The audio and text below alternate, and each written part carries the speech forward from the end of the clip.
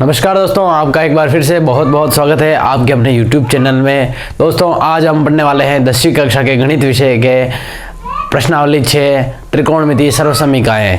उसमें आज इस वीडियो में हम पढ़ेंगे सामान्य जानकारी जैसे पाइथागोरस प्रमेय और कितने डिग्री पर कौन सा कितना मान होगा, त्रिकोणमितीय अनुपात पढ़ेंगे और विभिन्न सूत्र पढ़ेंगे आज के इस वीडियो में।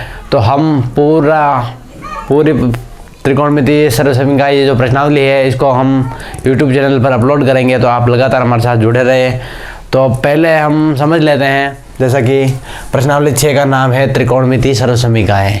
त्रिकोणमिति, तो त्रिकोणमिति के जो सूत्र है और सवाल है हमने पिछली कक्षाओं में किए हैं, पढ़े हैं।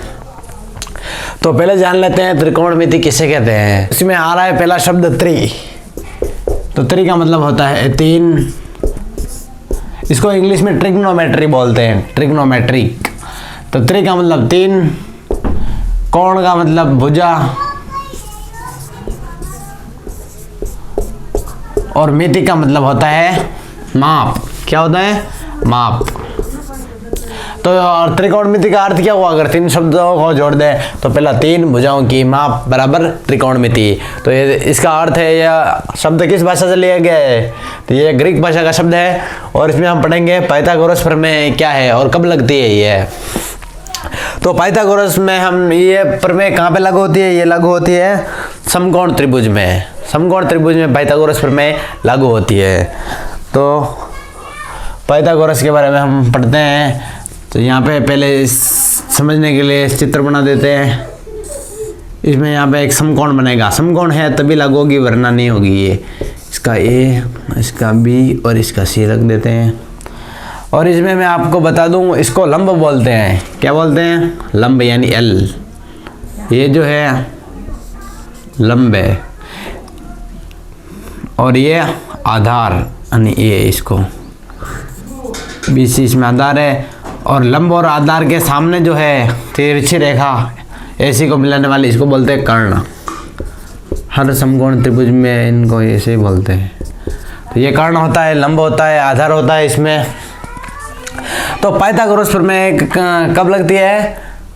तो इसका पाइथागोरस प्रमेय की परिभाषा है समकोण बनाने वाली 2 भुजाओं।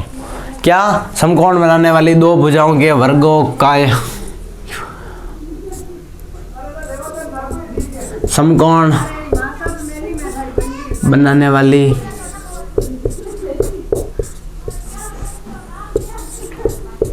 2 भुजाएं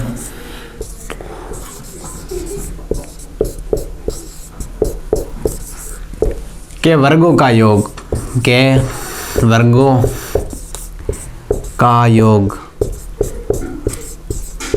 सम्मुख के बराबर होता है। सम्मुख भुजा के बराबर होता है, के बराबर। तो ये प्रमेय कब लगती है? समकोण बनाने वाली 2 भुजाओं के वर्गों का योग। समकोण कौन कौन सी 2 भुजाएं बना रही है? इसमें समकोण बी पे बन रहा है, तो बी सी और ए बी मिलकर बना रही है समकोण। बी सी और ए बी मिलकर समकोण बना रही है। तो समकोण बनाने वाली 2 भुजाओं के वर्गों का योग तीसरी भुजा के वर्गों के योग के बराबर होता है। यानी ए बी और बी सी के जो वर्गों का जो योग है वो ए सी के वर्ग के बराबर होगा। तो ये प्रमेय लगेगी। इसका सूत्र है, यानी समकोण बनाने वाली 2 भुजाएं ए बी और प्लस बी सी समकोण बना रही है, तो बराबर ए सी, क्योंकि परिभाषा इसकी है। तो सम्मुख 2 भुजाओं के वर्गों का, इनका वर्ग करना है। यहाँ पे वर्गों का योग तीसरी भुजा के वर्गों के योग के बराबर होता है। तो इस प्रकार ये सूत्र निकलता है। तो एक बार पुनः समझाता हूँ। ए बी का स्क्वायर प्लस बी सी का स्क्वायर बराबर ए सी का स्क्वायर, यानी लंब का स्क्वायर प्लस आधार का स्क्वायर बराबर कर्ण का स्क्वायर। तो समझ में आ गया होगा आपको। अब पढ़ेंगे त्रिकोणमितीय अनुपात। त्रिकोणमितीय अनुपात जो होते हैं उनके क्या सूत्र हैं? Sine theta, cos theta, tan theta जो होते हैं, तो उनके सूत्र के बारे में हम पढ़ रहे हैं अभी। तो आपको सर्वप्रथम साइन थीटा कोस थीटा के कुछ 6 सूत्र याद रखने के लिए आपको एक सामान्य शब्द याद रखना है। वो रखना है लाल अपॉन का। के ए। क्या याद रखना है? लाल अपॉन के ए। इस शब्द को याद रखो तो 6 सूत्र आपको आसानी से बिना किसी रट्टा मार के याद हो जाएंगे आपको। तो लाल अपॉन का साधारण सूत्र है, पहले याद रखना आपको साइन थीटा, सेकंड याद रखना है कॉस थीटा। ये मुश्किल नहीं है, इसको अगर सूत्र याद करें तो आसानी से हल हो जाते हैं। तीसरा है टेन थीटा। क्या है? Tan theta. तो इधर फिर चौथा आएगा जो इसका उल्टा है कोसेक, फिर इसका उल्टा है 5 सेक, फिर इसका उल्टा है कोट थीटा इसका उल्टा है किसका? टेन का। साइन थीटा का सूत्र होता है लाल अपॉन का ए। यानी इसमें देखना है 3 शब्द याद रखना है, sine theta, cos theta, tan theta. तो पहले देखना है इधर इन दोनों को छुपाओ, तो ये साइन थीटा, फिर कॉस थीटा, फिर टेन थीटा। तो साइन थीटा में ये दो पहले कौन से दिख रहे हैं? एल अपॉन के। तो ये लिख देते हैं एल अपॉन के। तो एल का मतलब होता है लंब। क्या होता है? एल का मतलब होता है लंब। अपॉन के का मतलब होता है कर्ण। क्या होता है? कर्ण। के का मतलब कर्ण, ए का मतलब आधार। साइन थीटा का ये एल अपॉन के लिख दिया। फिर कोस थीटा, तो सेकंड नंबर पे कौन सा है? ए अपॉन के। तो ए बटे के, ए का मतलब होता है आधार, फिर के का मतलब होता है कर्ण, फिर टेन थीटा। तो तीसरा कौन सा बचा इसमें? एल अपॉन ए।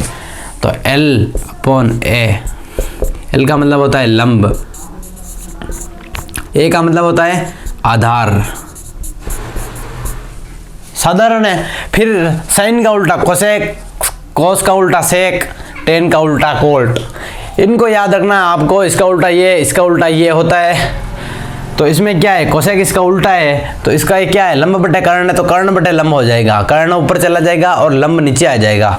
तो आपको ऊपर लिखना है कर्ण, क्योंकि साइन थीटा का उल्टा कोसेक है। तो साइन क्या? लंब बटे कर्ण है, तो इसका उल्टा हो जाएगा, कर्ण बटे लंब हो जाएगा, कर्ण बटे लंब। फिर सेक, तो सेक कॉस का उल्टा है। कॉस में क्या है? आधार बटे कर्ण, तो कर्ण बटे आधार, पौन आधार।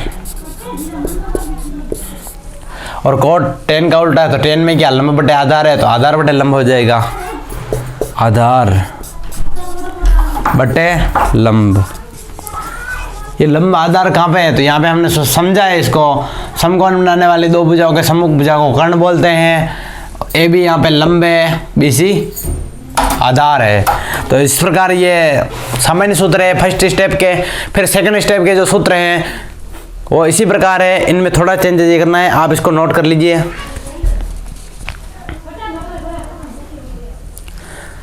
तो यहाँ पे वो सूत्र लिख देते हैं।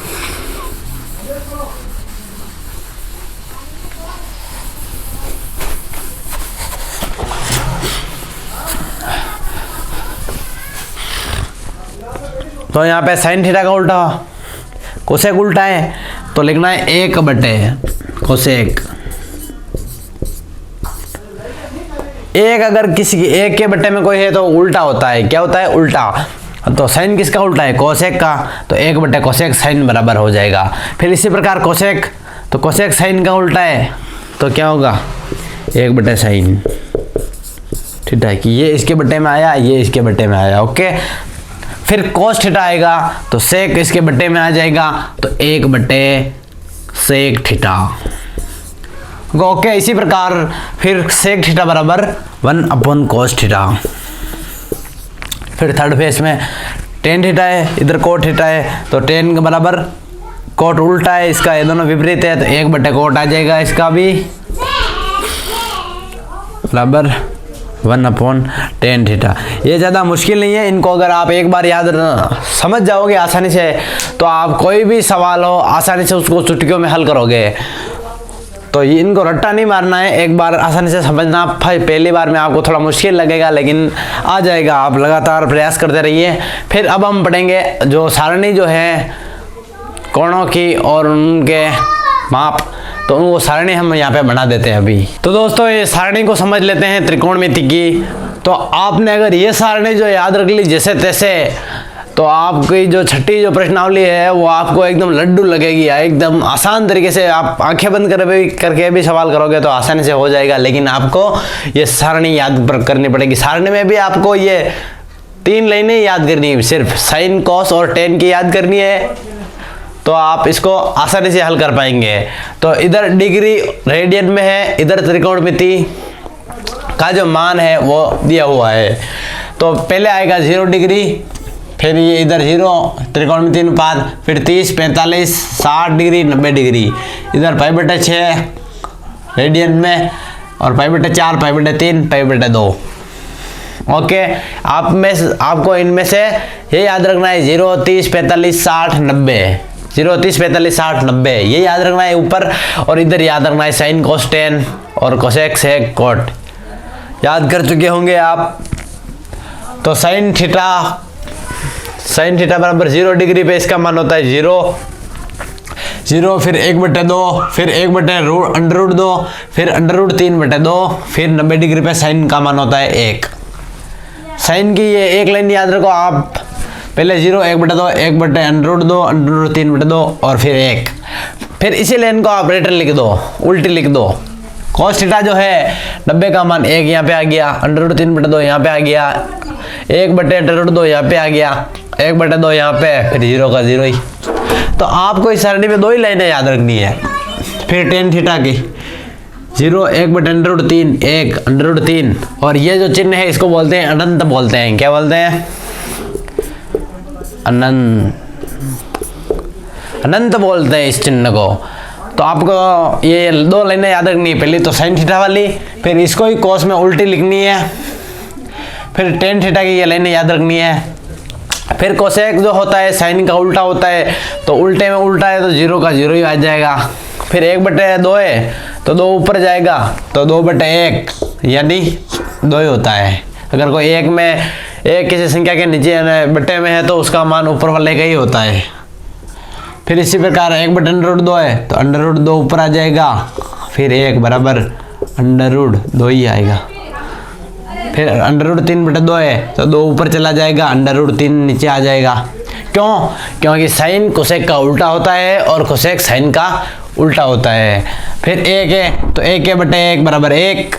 फिर इसी प्रकार सेक थीटा कोस थीटा का उल्टा होता है तो इसका भी 1/1, 2 ऊपर चला जाएगा तो 2/√3। फिर इसी प्रकार √2 ऊपर तो 1 नीचे, फिर 2, फिर 0। फिर कोट थीटा अंतिम जो है उसमें टेन का उल्टा होता है तो 0 का 0 ही, फिर √3 ऊपर आ जाएगा, बटे में 1 बराबर √3, फिर 1 का 1, √3 बटे √3 है तो ये बटे में आएगा, उल्टा आएगा इसमें, तो इसमें आएगा 1/√3, क्योंकि कोट टेन का उल्टा होता है और अनंत का उल्टा अनंत ही। तो आप इस चीज का विशेष ध्यान रखें और आशा है आपको समझ में आया होगा। आप इस सारणी को अवश्य याद कर लें ताकि आसानी से आप चुटकियों में इस प्रश्नावली को हल कर सकते हैं। तो आज की कक्षा में बस इतना ही। कल कुछ आपके लिए नया लेके फिर हाजिर होंगे, तब तक के लिए नमस्कार।